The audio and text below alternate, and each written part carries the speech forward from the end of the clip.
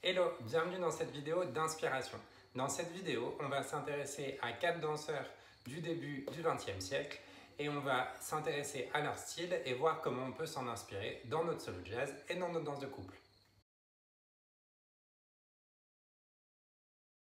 La première danseuse à qui on va s'intéresser, c'est Mary Bryant et plus précisément à un clip dans lequel elle chante une chanson qui s'appelle Blip Blip.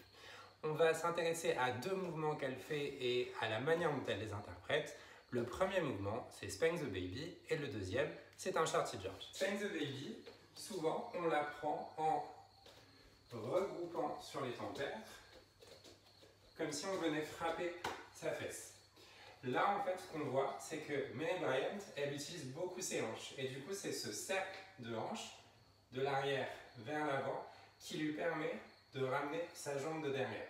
Donc ici, on va utiliser ce cercle pour refermer. Si on se donne un timing, on va commencer sur les tempères, on va commencer à 8, 5, 6, 7, 8, 1, 2, 3, 4, 5, 6 et ainsi de suite. Dans ce clip-là, elle a ce type de port de bras-là, un peu comme si ses bras étaient portés par un plateau. Dans un autre clip, Mr. Bibi, elle va croiser ses mains, mais on va garder la même position des coudes. Donc ici, ça va nous donner 5, 6, 7, 8, 1, 2, 3, 4, 5, 6, 7. Par exemple, si je change mon port de bras en cours de haute. Le deuxième pas qu'elle utilise dans la courte séquence qui nous intéresse, c'est un Shorty George. Shorty George, si je le fais de face, je marche, je marche, je marche, je marche. Première chose, si on regarde le haut du corps, soit ses bras sont ici, soit ses bras sont de nouveau un peu portés par un plateau. Donc ici, je viens, ici, ici, ici, et donc je peux m'amuser à changer ce port de bras. Deuxième chose, le rythme qu'elle utilise dans cette séquence-là, c'est lent, lent, vite, vite, lent. Mais ce qu'elle fait, c'est qu'elle vient rajouter un kick au sol, tout petit, juste avant de poser son pied lorsqu'elle fait des lents. Donc au lieu de faire lent, lent, elle va faire kick, pause, vite, vite, kick, pause. Donc si je le refais, on va commencer à 1, 5, 6, 7, 8, 1, 2, 3, 4, 5, 6, 7, 8. Et si on colle ces deux pas, le Spank the Baby et le Shorty George, ce qu'on va voir, c'est qu'elle utilise un court break où elle va changer de direction.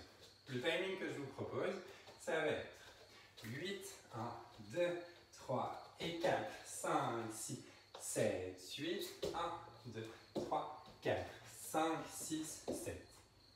Encore, 5, 6, 7, 8, 1, 2, 3 et 4, 5, 6, 7, 8, 1, 2, 3, 4, 5, 6, 7.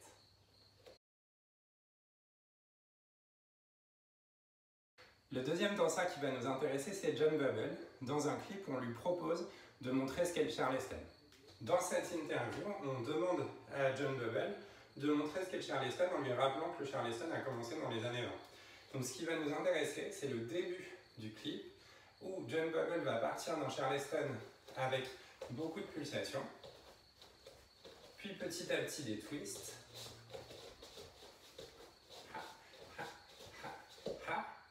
pour le transformer dans une variation qu'on va apprendre tout de suite.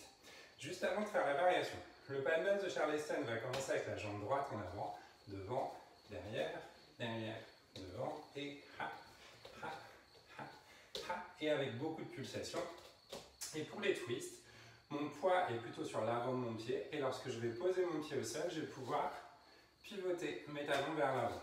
Donc si on fait ça ensemble, 5, 6, 7, 8, 1, 3, 5, 7 et 1, 3, 5, 7 et 1, 3, 5, 7 et 1, 3, 5, 7. Ce qu'on remarque dans sa manière de danser le Charleston, c'est que sur ce début du clip, il a beaucoup de pulsations et ses bras en fait sont assez calmes jusqu'à ses coudes.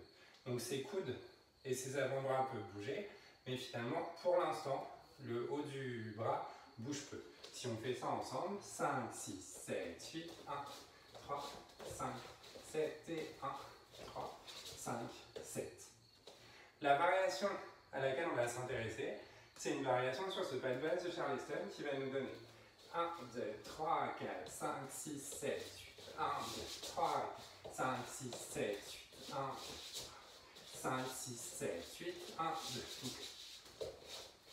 Donc là, l'idée, c'est que 1, 2, 3, 4, je vais laisser ma jambe gauche faire un rond de jambe et je reprends mon twist. 1, 2, 11, 5, 6, 7, 8, 1, 2, 5, 6, 7, 8, 1, 2, 5, 6, 7, 8, 1, 2, 5, 6, 7, 8.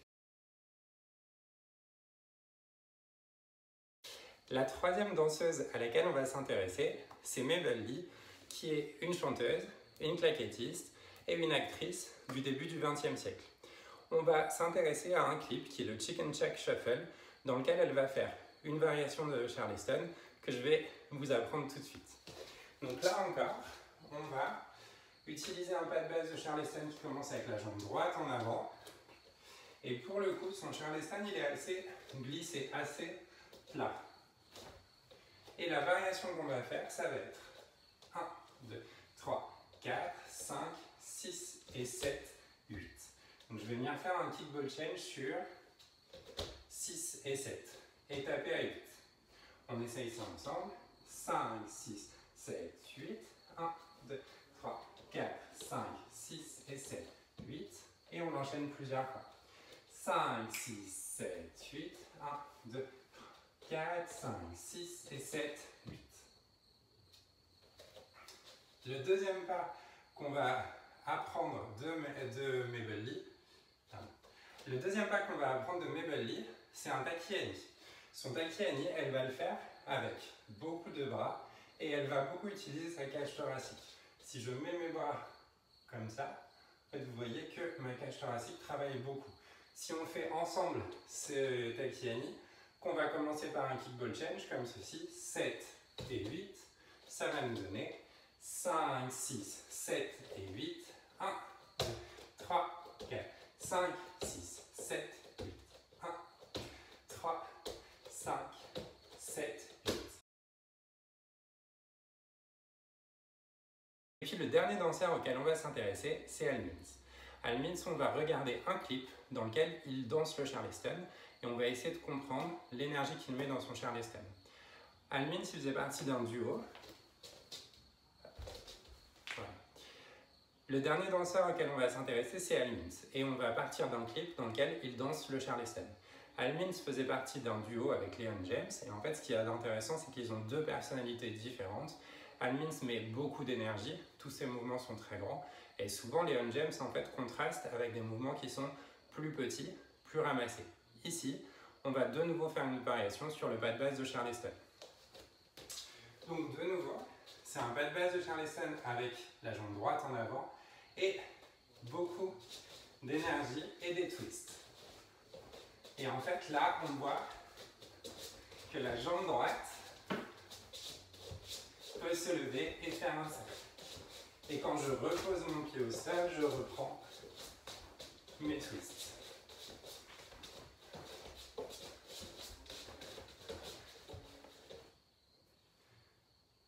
Si je le fais de dos, donc cette jambe-là, ma jambe droite, elle va faire un twist mais en l'air, tourner pour se poser à 4 et je reprends mes twists. Ha, ha, et ha, ha, ha, ha, et ha, ha, ha, ha. J'espère que cette vidéo a éveillé votre curiosité. On a pris un clip par danseur et par danseuse et quelques mouvements, et bien sûr ça ne représente pas la totalité de leur vocabulaire et la totalité de leur style. Mon idée, c'est plutôt à partir de ces quelques pointeurs de vous encourager à aller voir leur manière de danser, à découvrir aussi d'autres danseurs du début du XXe siècle et d'enrichir votre vocabulaire et votre style à partir de l'énergie qu'ils nous ont léguée. Bonne pratique!